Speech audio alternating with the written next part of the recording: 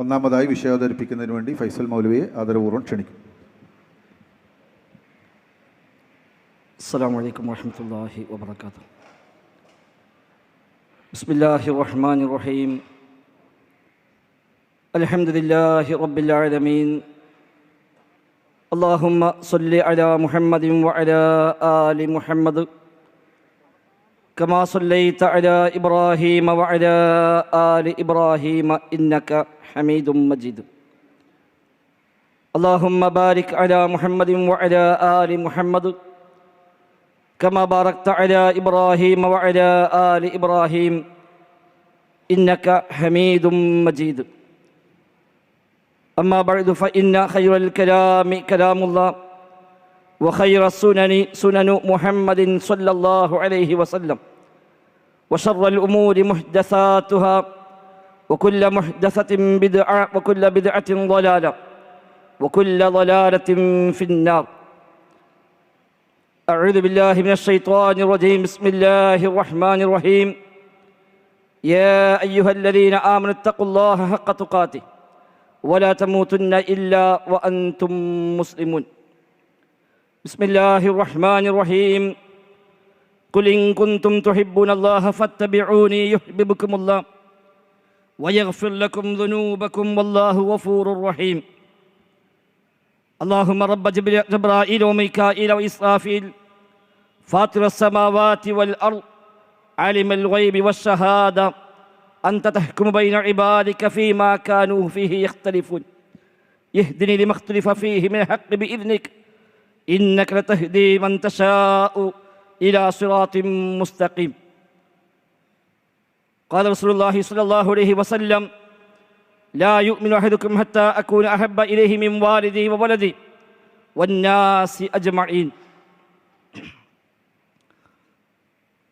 وضم الإله اسم النبي إلى اسمه إذا قال في الخمس المؤذين أشهد وشقى له من اسمه ليجله فذو الأرش محمود وهذا محمد. ബഹുമാന്യരായ ശ്രോതാക്കളെ, സഹോദരങ്ങളെ, ലോകത്തിൻ്റെ വ്യത്യസ്ത ഭാഗങ്ങളിൽ നിന്ന് സോഷ്യൽ മീഡിയ സംവിധാനങ്ങൾ വഴി ലൈവായും ഇനി പിന്നീട് ഏതുകാലത്തും ഈ ഒരു വൈജ്ഞാനികമായ ചർച്ചയെ കേൾക്കുന്ന, നന്മയെ സ്നേഹിക്കുന്ന, സത്യത്തെ സ്നേഹിക്കുന്ന നല്ലവരായ വിശ്വാസിനികളെ, അൽഹംദുലില്ലാഹ്, പടച്ച റബ്ബിൻ്റെ മഹത്തായ തൗഫീഖ് ഒന്നുകൊണ്ട് മാത്രം ഒരു സംവാദത്തിന് കൂടി ഇവിടെ വേദി ഒരുങ്ങുകയാണ്. അൽഹംദുലില്ലാഹ്, അല്ലാഹു സുബ്ഹാനഹു വ തആല നമ്മിൽ നിന്ന് കബൂലാക്കുമാറാവട്ടെ. പ്രഗത്ഭനായ സ്വഹാബി വര്യൻ അബ്ദുല്ലാഹി ഇബ്നു അബ്ബാസ് റളിയല്ലാഹു അൻഹുമയാണ് ഈ ഉമ്മത്തിൽ ആദ്യമായി ഒരു സംവാദം നടത്തിയതായി നമുക്ക് അറിയാൻ സാധിച്ചത്. അതിനുശേഷം വ്യത്യസ്തങ്ങളായ കാലഘട്ടങ്ങളിൽ വ്യത്യസ്തങ്ങളായ അഇമ്മത്ത് വിവിധ വിഷയങ്ങളിൽ വിവിധ കക്ഷികളുമായി സംവാദങ്ങൾ ഏർപ്പെട്ടിട്ടുണ്ട് എന്ന് ചരിത്രത്തിൽ രേഖപ്പെടുത്തപ്പെട്ട കാര്യമാണ്. ഇമാം അബൂ ഹനീഫയും ഇമാം ഷാഫിഈയും ഇമാം അഹ്മദും റഹിമഹുമുള്ള സംവാദ വേദികളിൽ പ്രത്യേകമായി മുദ്ര ചെയ്യപ്പെട്ട, രേഖപ്പെടുത്തപ്പെട്ട മഹാന്മാരായ ഇമാമുമാരാണ്.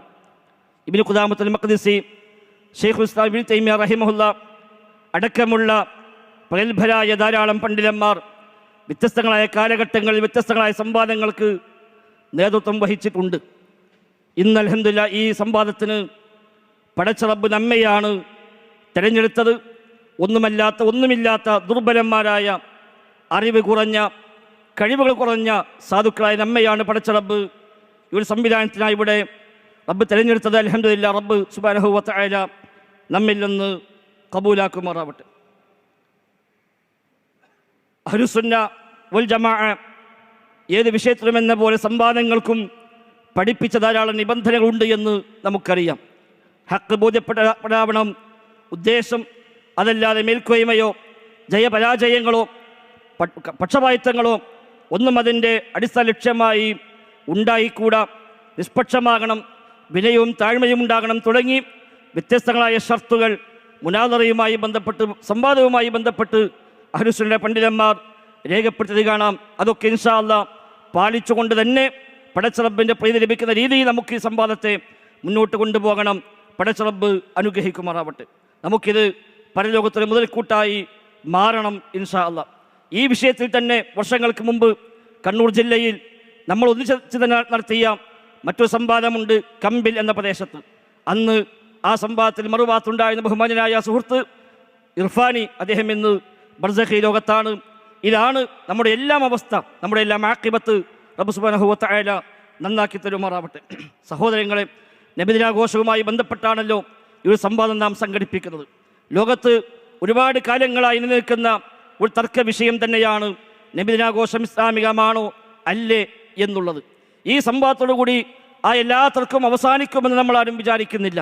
എന്നാലും ഹക്കറിയാൻ ആഗ്രഹിക്കുന്ന, സത്യമന്വേഷിക്കുന്ന നിഷ്പക്ഷരായ ആളുകൾക്ക് തീർച്ചയായും ഇതൊരു വെളിച്ചമാകുമെന്നാണ് നമ്മുടെ പ്രതീക്ഷ. ആ നിലയ്ക്ക് വെളിച്ചമാകാൻ റബ്ബ് സുബ്ഹാനഹു വ തആല തൗഫീഖ് പ്രദാനം ചെയ്യുമാറാവട്ടെ. ഹിജ്റ 3-ാം നൂറ്റാണ്ട് വരെ, അഥവാ നബി തങ്ങളുടെ കാലത്തോ സ്വഹാബത്തിന്റെ കാലത്തോ താബികളുടെ കാലത്തോ തബഉ താബികളുടെ കാലത്തോ മദ്ഹബിന്റെ ഇമാമുമാരെ അറിയപ്പെടുന്ന അയിമ്മത്തുൽ അർബയുടെ കാലഘട്ടത്തിലോ പോലും നബിദിനാഘോഷം എന്നൊരു രീതി ഇല്ല എന്നുള്ളത് നമ്മൾ രണ്ടു കൂട്ടരും തർക്കമില്ലാതെ അംഗീകരിക്കുന്ന യാഥാർത്ഥ്യമാണ്. ഹിജ്റ 300-ൾക്ക് ശേഷം ഷിയാക്കൾ, ഫാത്തിമിയാക്കളാണ് ലോകത്താദ്യമായി ഇത്തരമൊരു ആഘോഷത്തിന് തുടക്കമിട്ടത് എന്ന വിഷയത്തിലും നമ്മൾ രണ്ടു കൂട്ടരും തമ്മിൽ അഭിപ്രായ വ്യത്യാസമില്ല എന്ന് വ്യത്യസ്തങ്ങളായ എഴുത്തുകളിലൂടെ എല്ലാവർക്കും ബോധ്യമുള്ള കാര്യം തന്നെയാണ്. വിശുദ്ധ ഖുർആനിലോ പ്രവാചക അധ്യാപനങ്ങളിലോ തെളിവുണ്ടാകുമ്പോഴാണല്ലോ ഒരു കാര്യം ദീനിൽ അടിസ്ഥാനമായി ഇബാദത്തായി മാറുന്നത്. എന്നാൽ അങ്ങനെ പ്രമാണങ്ങൾ പരിചയമില്ലാത്തതും ആദ്യ തലമുറകൾ ആഘോഷിച്ചിട്ടില്ലാത്തതുമായ ഒരു കാര്യം പിന്നീട് ഷിയാക്കൾ ആരംഭിച്ച, അതിനുശേഷം 150 കൊല്ലത്തോളം കഴിഞ്ഞിട്ട് സൂഫിയായ മുല്ല ഉമർ എന്നറിയപ്പെടുന്ന ഒരു വ്യക്തി, അദ്ദേഹം പിന്നീട് ഏറ്റെടുത്ത, അതിനുശേഷം ഹിജ്റ 600-കളിൽ വഫാത്തായ മുദഫർ രാജാവ് എന്ന് പറയുന്ന ഒരു രാജാവ് തൻ്റെ ഭരണ പരിഷ്കാരത്തിൻ്റെ ഭാഗമായി മാത്രം നടപ്പിലാക്കിയ ഒരു കാര്യം. അതിനുശേഷം പിന്നീട് അനുകൂലിച്ച പണ്ഡിതന്മാരുണ്ട്, പ്രതികൂലിച്ച പണ്ഡിതന്മാരുണ്ട്, വ്യത്യസ്തമായ അഭിപ്രായങ്ങൾ ശേഷം ഉണ്ടായിട്ടുണ്ട് എന്നുള്ളത് യാഥാർത്ഥ്യം തന്നെയാണ്. എന്താണെങ്കിലും ഈ പ്രമാണങ്ങൾക്ക് പരിചയമില്ലാത്തതും ആദ്യ തലമുറകൾക്ക് പരിചയമില്ലാത്തതും അഹ്ലുസുന്നയുടെ പ്രഗത്ഭരായ നേതാക്കന്മാരാരും ആദ്യ നൂറ്റാണ്ടുകളിൽ കാണുകയോ കേൾക്കുകയോ ചിന്തിക്കുകയോ പോലും ചെയ്യാത്തതുമായ ഒരാഘോഷം എങ്ങനെയാണ് പിന്നെ ഇസ്ലാമിൽ ഉണ്ടാവുക എന്നത് ഏതൊരാൾക്കും ആലോചിച്ച കൃത്യമായി ബോധ്യമാകുന്ന കാര്യം തന്നെയാണ്.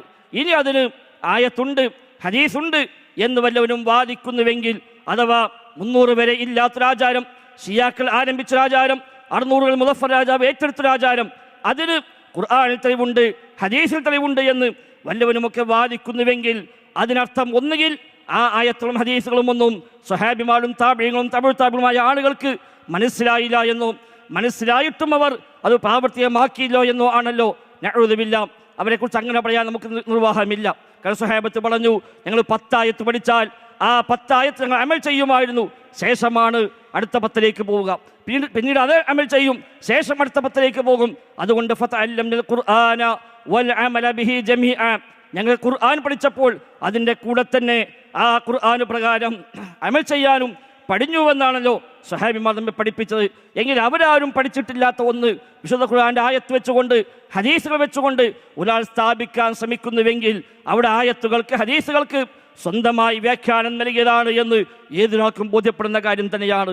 അവിടെയാണ് മൻഹജു സലഫ്, സലഫുകളുടെ രീതിശാസ്ത്രം, ആയത്തുകളും ഹദീസുകളും ആദ്യമായി കേട്ട, അത് പഠിച്ച, അത് അമൽ ചെയ്ത പ്രഥമ സംബോധിതരാരാണോ അവരെങ്ങനെയാണ് ഈ പ്രമാണങ്ങളെ മനസ്സിലാക്കിയത് എങ്കിൽ അങ്ങനെ മനസ്സിലാക്കി അവിടെ എന്താണോ അമലായി മാറ്റിയത് അങ്ങനെ അമലാക്കി മാറ്റിക്കഴിഞ്ഞാൽ ബിദ്അത്തുകളിൽ നിന്ന് തീർച്ചയായും രക്ഷപ്പെടാൻ നമുക്ക് സാധിക്കുമെന്നുള്ളത് യാഥാർത്ഥ്യമാണ്.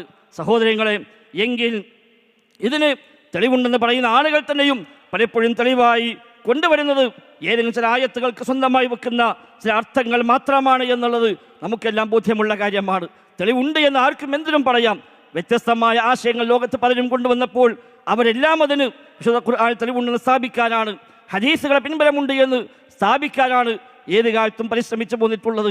അലി ഇബ്നു അബീ ത്വാലിബാണ് ഖലീഫയാകേണ്ടത് എന്ന് ഷിയാക്കൾ വാദിച്ചപ്പോൾ അവർ പോലും പറഞ്ഞത് അതിന് ഖുർആനിൽ തെളിവുണ്ട് എന്നായിരുന്നു.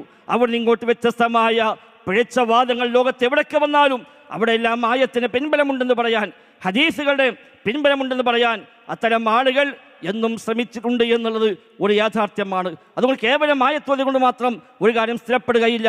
ആ ആയത്തുകൾക്ക് റബ്ബ് ഉദ്ദേശിച്ച അർത്ഥം അങ്ങനെ തന്നെയാണോ? നബി തങ്ങൾ പഠിപ്പിച്ച അർത്ഥം അങ്ങനെ തന്നെയാണോ? സ്വഹാബത്ത് നബിയിൽ നിന്ന് പഠിച്ച താബിഈങ്ങൾ മനസ്സിലാക്കിയ ആദ്യ തലമുറ ഏറ്റെടുത്തു പോന്ന ആശയം അങ്ങനെ തന്നെയാണോ? എങ്കിലാണ് ആ ആയത്ത് തെളിവായി മാറുന്നത്. അതിൽ നിന്നും മാറി ഏതായത്തും എന്തും പറയുന്ന വ്യത്യസ്തമായ തലത്തിലേക്ക്, വ്യത്യസ്തമായ ആശയങ്ങൾ സ്ഥാപിക്കുന്ന തലത്തിലേക്ക് ഇന്ന് പല ആളുകളും മാറി എന്നുള്ളത് നമ്മളെല്ലാം കാണുന്ന ഈ ജീവിക്കുന്ന കാലഘട്ടത്തിലെ യാഥാർത്ഥ്യമാണ് എന്നുള്ളത് സംശയമില്ല. ഏതെല്ലാം വാദങ്ങൾ നമ്മുടെ നാട്ടിൽ പടച്ചവരോട് കിടപിടിക്കുന്ന ആളുകൾ പോലും അനല്ല, ഞാനാണ് അല്ല എന്ന് വാദിക്കുന്ന മനുഷ്യന്മാർ വരെ ഈ കോഴിക്കോട് ജില്ലയിൽ തന്നെ ഉണ്ടായത് നമുക്കെല്ലാം അറിയാവുന്ന കാര്യമാണല്ലോ. 313 ബദരീങ്ങൾക്ക് പകരം ഞാൻ മതി എന്ന അവകാശവാദവുമായി വന്ന ആളുകൾ, ലോകം മൊത്തം നിയന്ത്രിക്കുന്ന മുദബ്ബിറാണ് എന്ന് സ്വയം വാദിക്കുകയും അത് പ്രചരിപ്പിക്കുകയും ചെയ്യുന്ന ആളുകൾ, അവരൊക്കെ പറയുന്നത് ഇത് ഖുർആന്റെ അധ്യാപനമാണ് എന്നാണ്, ഇത് ഹദീസുകളുടെ അധ്യാപനമാണ് എന്നാണ്. സഹോദരങ്ങളെ, അതെല്ലാം കേവലം അവകാശവാദമാണെങ്കിൽ അതുപോലെ തന്നെ അവകാശവാദം മാത്രമാണ്. നബിദിനാഘോഷത്തിന് ആയത്തുണ്ട്, ഹദീസുണ്ട് എന്ന അവകാശവാദം എന്നാണ് ഇതുമായി ബന്ധപ്പെട്ട് നമുക്ക് സൂചിപ്പിക്കാനുള്ളത്. മാത്രവുമല്ല, ന്യായീകരിക്കുന്ന ആളുകൾ, ഇത്തരം ആളുകൾ ന്യായീകരിക്കാൻ പലപ്പോഴും പറയുന്നത് ന്യായമാണ്, ഇത് ബിദ്അത്താണെങ്കിലും നല്ല ബിദ്അത്താണ് എന്നാണ്. നല്ല ബിദ്അത്താണ്, ബിദ്അത്ത് സമ്മതിക്കുന്നു, എന്നിട്ട് പിന്നെ ആ ബിദ്അത്തിനെ വെളുപ്പിക്കാൻ വേണ്ടി നല്ല ബിദ്അത്ത് എന്ന ഓമപ്പേരിട്ടുകൊണ്ട് അതിനെ ന്യായീകരിക്കാനാണ് ശ്രമിക്കുന്നത്. നബി സ്വല്ലല്ലാഹു അലൈഹി വസല്ലം തങ്ങൾ 1000 പ്രാവശ്യമെങ്കിലും ആവർത്തിച്ചു പറഞ്ഞ വചനമാണ് വകുല്ലു ബിദ്അത്തിൻ ളലാല വകുല്ലു ളലാലത്തിൻ ഫിന്നാർ.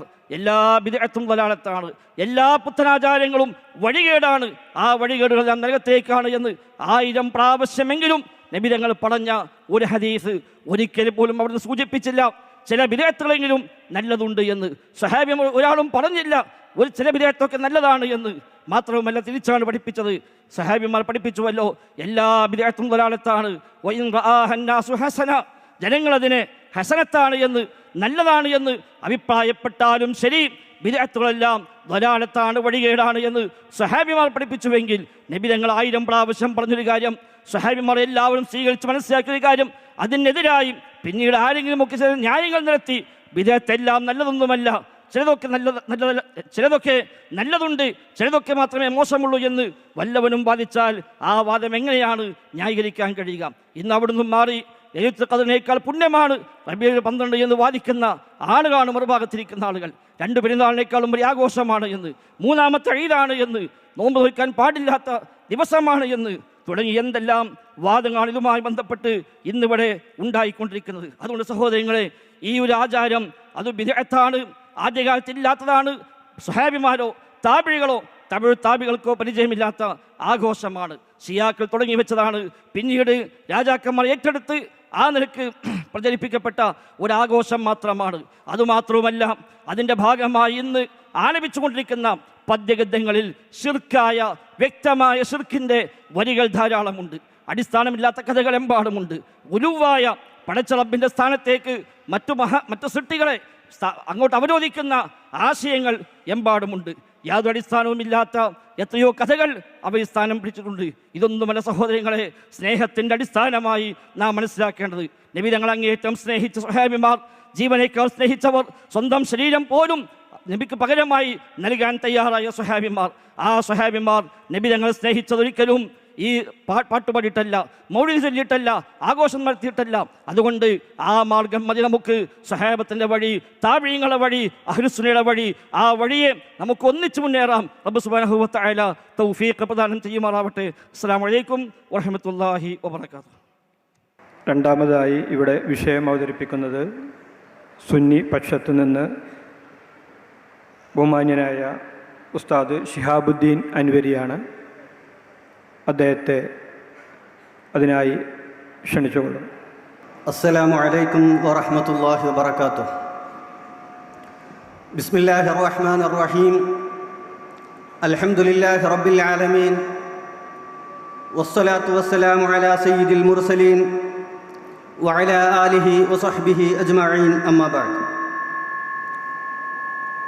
അഊദു ബില്ലാഹി മിനശ് ശൈത്വാനിർ റജീം. ബിസ്മില്ലാഹിർ റഹ്മാനിർ റഹീം. وما أرسلناك إلا رحمة للعالمين. قال رسول الله صلى الله عليه وسلم ലാ യുഅ്മിനു അഹദുക്കും ഹത്താ അകൂന അഹബ്ബ ഇലൈഹി മിൻ വാലിദിഹി വവലദിഹി വന്നാസി അജ്മഈൻ. ബഹുമാനപ്പെട്ട ഉസ്താദുമാരെ, സംവാദകരെ,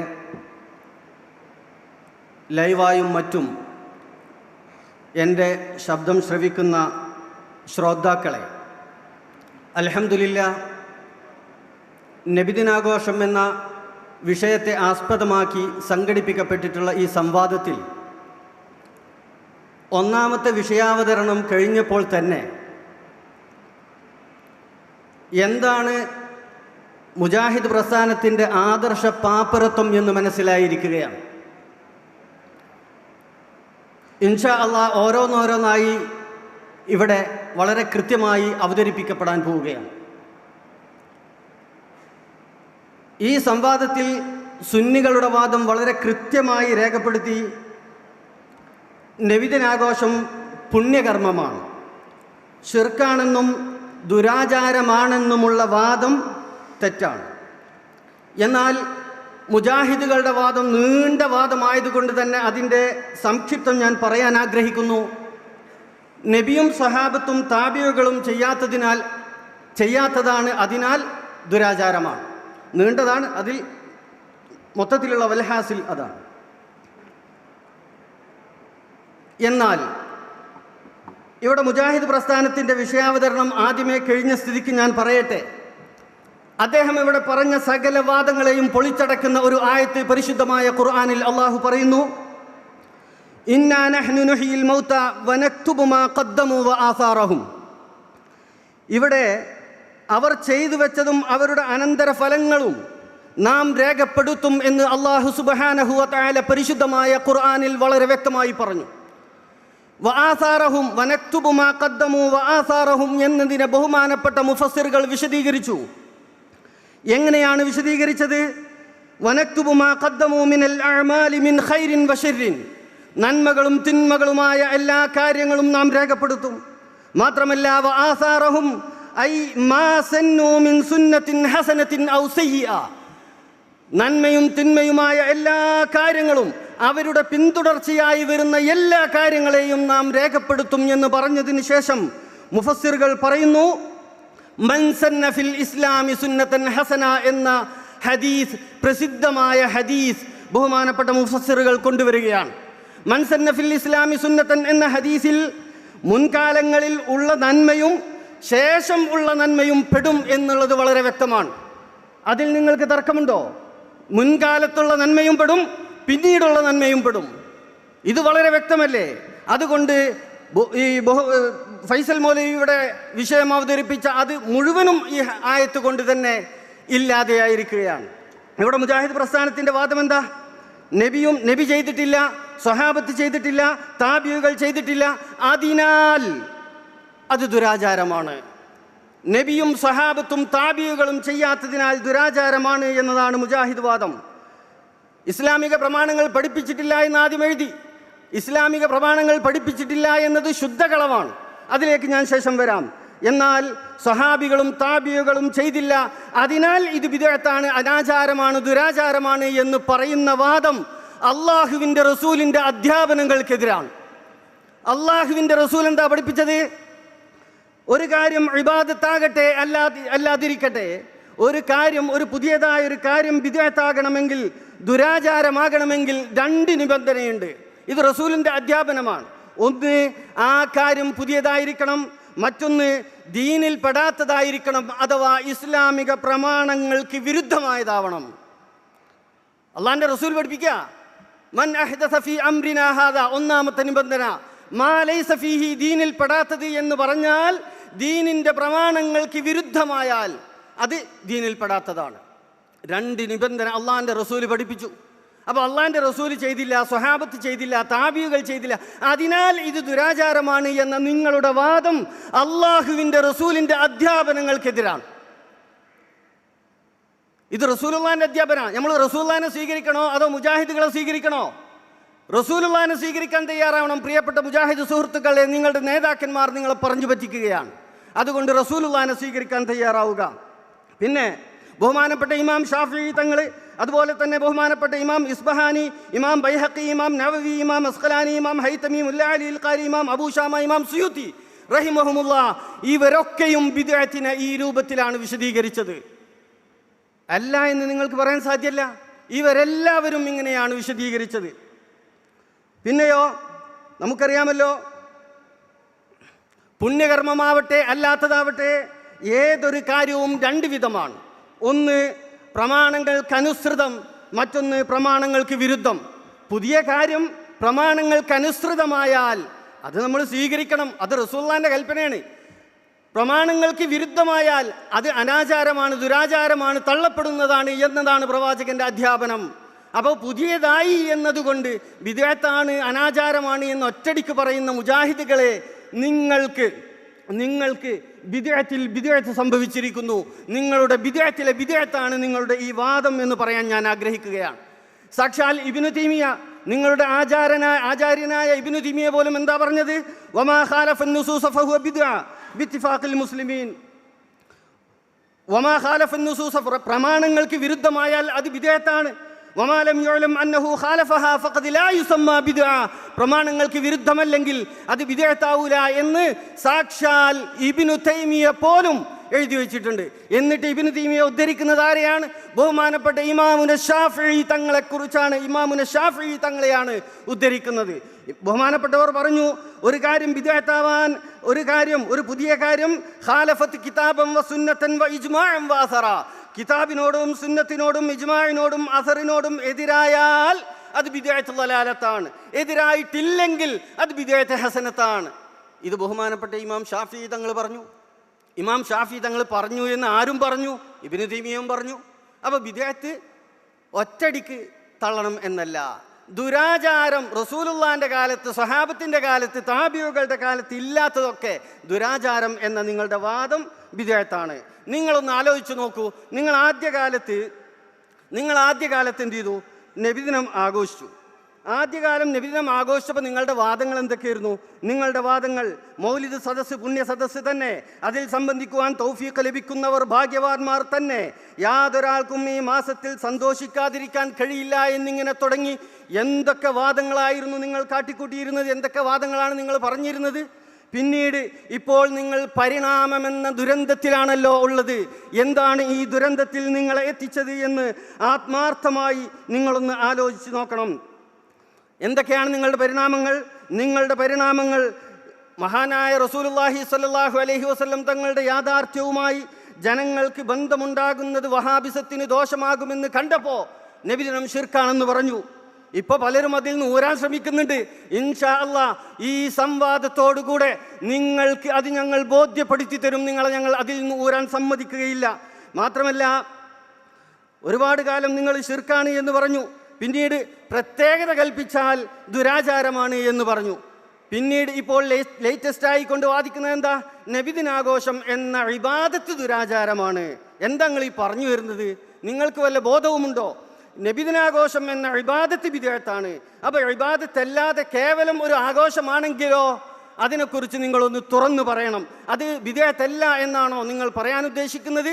എങ്കിൽ ഈ സംവാദം അതിനുള്ള ഒരു അവസരമായിക്കൊണ്ട് നിങ്ങൾ ഉപയോഗപ്പെടുത്തണം എന്ന് പറയാൻ ഞാൻ ആഗ്രഹിക്കുകയാണ്. നിങ്ങളുടെ ഈ ദുരന്തത്തിനുള്ള കാരണം എന്താ? നിങ്ങളൊരു പരിണാമ ദുരന്തത്തിലാണല്ലോ ഉള്ളത്. എന്താണ് അതിനുള്ള കാരണം? ആത്മാർത്ഥമായി നിങ്ങളൊന്ന് ചിന്തിച്ചു നോക്കൂ. നിങ്ങൾക്ക് ഇതുപോലെ ശ്രദ്ധയോടുകൂടി കേൾക്കുക, എന്നിട്ട് ആത്മാർത്ഥമായി നെഞ്ചത്ത് കൈവച്ചുകൊണ്ട് ചിന്തിക്കണം. എന്താണ്? 3 കാരണങ്ങളാണ് നമുക്ക് കാണാൻ സാധിക്കുന്നത്. 1, നിങ്ങൾ വ്യാജ തൗഹീദ് നിർമ്മിച്ചു. 2, വ്യാജമായ ശിർക്കിനെ നിങ്ങൾ അവതരിപ്പിച്ചു. 3, നിങ്ങൾ വ്യാജ ബിദ്അത്തിനെ നിർമ്മിച്ചു. ഇബാദത്തിന് സ്വന്തമായി നിർവചനം പറഞ്ഞിരുന്ന ആളുകൾ ബിദ്അത്തിനും സ്വന്തമായി കൊണ്ട് നിർവചനം പറയാൻ തുടങ്ങി. അതാണ് ഞാൻ പറഞ്ഞത്, നിങ്ങളുടെ ബിദ്അത്തിലെ ബിദ്അത്താണ് ഇവിടെ പൊളിഞ്ഞിരിക്കുന്നത് എന്ന്. തർക്കത്തിൻ്റെ മർമ്മം എന്താ? നമ്മുടെ ഈ നബിദിനാഘോഷം എന്ന വിഷയം ചർച്ച ചെയ്യുമ്പോൾ നമ്മുടെ തർക്കത്തിൻ്റെ മർമ്മം നബി സല്ലല്ലാഹു അലൈഹി വസല്ലം തങ്ങളുടെ തിരുജന്മം ലോകത്തിന് റഹ്മത്തല്ല എന്ന നിങ്ങളുടെ വാദമാണ്, നിങ്ങളുടെ വിശ്വാസമാണ്. നബി തങ്ങളുടെ തിരുജന്മം ഈ ലോകർക്ക് റഹ്മത്തല്ല എന്ന നിങ്ങളുടെ ആ വാദമാണ്, വിശ്വാസമാണ് നമ്മുടെ തർക്കത്തിലെ മർമ്മം. നബി കരീം സല്ലല്ലാഹു അലൈഹി വസല്ലം തങ്ങളുടെ ജന്മം ലോകത്തിന് റഹ്മത്താണെന്ന് പരിശുദ്ധ ഖുർആനും ഹദീസും ചരിത്രവും നമ്മെ പഠിപ്പിക്കുന്നു. ഇത് കേട്ട് നിങ്ങൾ ശ്രദ്ധിച്ചോളി, ഇത് കേട്ടാൽ കുറേ കാര്യങ്ങൾ മനസ്സിലാക്കാണ്ടാവും. നബിജന്മം റഹ്മത്താണെന്ന് ഖുർആൻ, ഹദീസ്, ചരിത്രം. നബിജന്മം റഹ്മത്തല്ല എന്ന് നിങ്ങളും പറയുന്നു. നിങ്ങൾ എന്താ പറഞ്ഞത്?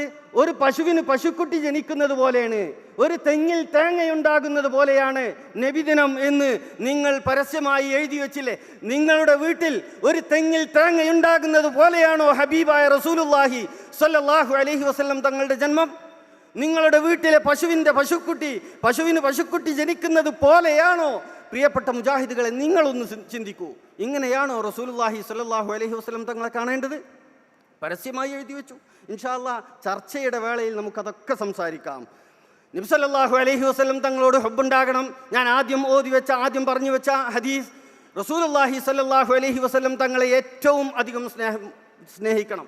എന്താണ് ഹുബ്ബിൻ്റെ അടിസ്ഥാനം?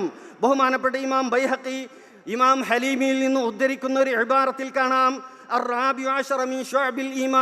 ഈമാനിന്റെ ശാഖകളിൽ നിന്ന് 14ാമത്തത് ഹുബ്ബുൻ നബിയെ കുറിച്ച് പറയുകയാണ്. അതിൽ പറയുന്നു, റസൂലുള്ളാഹി സ്വല്ലല്ലാഹു അലൈഹി വസല്ലം തങ്ങളുടെ മദ്ഹുകളുടെ മേൽ നിലകൊള്ളുക.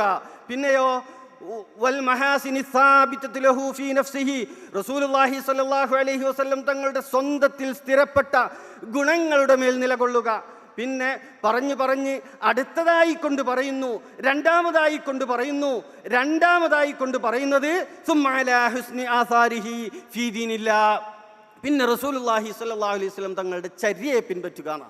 അപ്പോൾ റസൂലുള്ളാഹി സ്വല്ലല്ലാഹു അലൈഹി വസല്ലം തങ്ങളുടെ മദ്ഹുകൾ പറയലും റസൂലുള്ളാഹി സ്വല്ലല്ലാഹു അലൈഹി വസല്ലം തങ്ങളുടെ ഗുണവിശേഷണങ്ങൾ പറയലുമൊക്കെ ഈമാനിൻ്റെ അടിത്തറയായിക്കൊണ്ട് ബഹുമാനപ്പെട്ട പണ്ഡിതന്മാർ പറയുന്നു. അതിനുശേഷം പറയുന്നു, വമദാഇഹു റസൂലില്ലാഹി സ്വല്ലല്ലാഹു അലൈഹി വസല്ലം കസീറ. റസൂലുള്ളാഹി സ്വല്ലല്ലാഹു അലൈഹി വസല്ലം തങ്ങളുടെ മദ്ഹുകൾ ധാരാളമുണ്ട്. മിൻഹാ ഷറഫു അസ്ലിഹി വ തഹാറത്തു മൗലിദിഹി.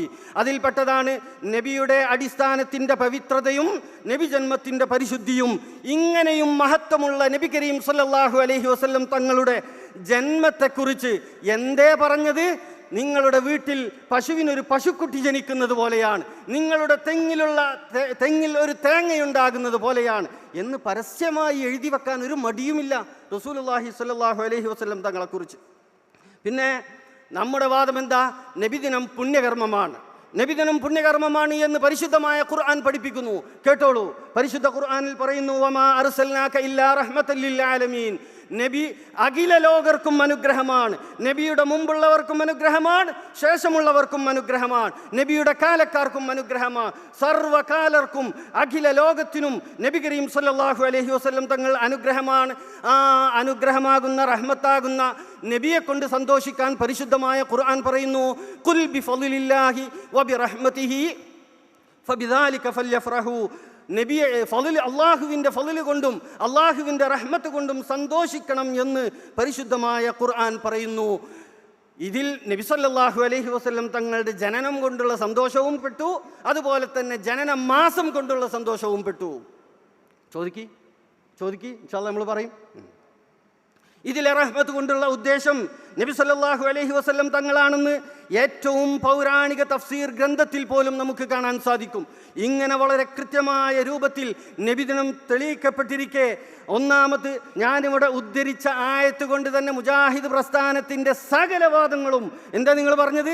ഇത് ഷിയാ വിശ്വാസമാണ് എന്ന്, ഷിയാക്കളുടെ പ്രവർത്തനമാണ് എന്ന്. നിങ്ങളുടെ വാദം ആരുതാ? ഇൻഷാ അല്ലാഹ് ചോദ്യോത്തര വേളയിൽ നിങ്ങൾ ആരൊക്കെയോ ആകാൻ പോകുന്നു എന്ന് മനസ്സിലാക്കുക. നിങ്ങൾ ഇവിടെ ആരാകുമെന്ന് പ്രമാണങ്ങളെ കൊണ്ട്, ചരിത്ര രേഖകളെ കൊണ്ട് ഞങ്ങൾ തെളിയിക്കും. നിങ്ങളൊന്ന് ഉദ്ധരിക്കാൻ നമുക്ക് കാണണമല്ലോ. അതുപോലെ തന്നെ എന്താണ് ഇബ്നു ഹജർ പോലെയുള്ള, ഇമാം സുയൂത്തിയെ പോലെയുള്ള ആളുകൾ പരിശുദ്ധമായ ഖുർആനിനെ സ്വന്തമായി വ്യാഖ്യാനിച്ചു എന്നില്ലേ? എന്നിട്ട് എന്തേ പറഞ്ഞത്? നഊദു ബില്ലാന്ന്. ആരെക്കുറിച്ചായി പറയുന്നത്? ഇബ്നു ഹജർ, ഇമാം അസ്ഖലാനി, ഇമാം സുയൂത്തി, ഇങ്ങനെ പ്രഗത്ഭരായ ഇമാമീങ്ങളെ കുറിച്ച് ഇത്രയും നീചമായ രൂപത്തിൽ മൗലവി നിങ്ങൾക്കല്ലാതെ പറയാൻ സാധ്യമല്ല. വാഖിറു ദഅവാനാ അൽഹംദുലില്ലാഹി റബ്ബിൽ ആലമീൻ. അസ്സലാമു അലൈക്കും വറഹ്മത്തുള്ളാഹി വബറകാതുഹു.